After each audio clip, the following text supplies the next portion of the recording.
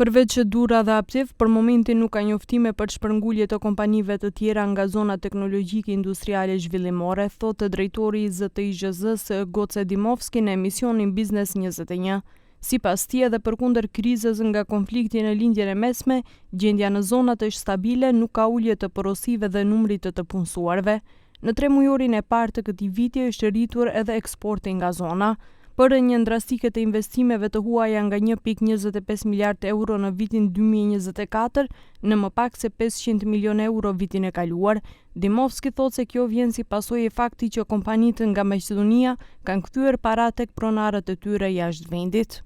Что в 2024 вкупни должнички инструменти, кои се однесуваат на заеми, по заемици помеѓу мајката фирма и мајката черка, биле во плюс 686 милиони евра. Што значи тоа? Што компаниите од странство префрлувале поднос да заеми и други средства на компаниите во Македонија.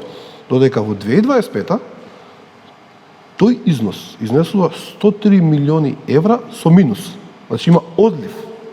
И ако во 24 се собираат тие две, во 25 се земаат. Dimovski thotë se po punohet për strategjinë kombëtare për zhvillim në të cilën do të ketë një koncept të ri për tërheqjen e investitorëve të huaj, përveç projektit Invest in Macedonia, për të cilin nuk zbuloi detaje se çfarë dhe si do të ofrohet, tani investitorët e huaj në vend që të tërhiqen sipas skemave, do të tërhiqen individualisht.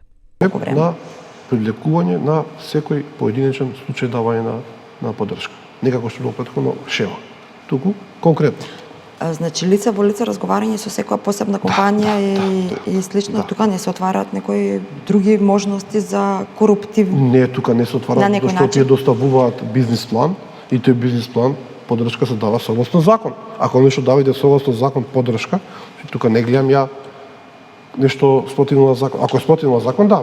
Dimovski thotë se janë në fazë finale negociatat me disa kompani të huaja që pritet së shpejti të marrin vendime për investim në zonat.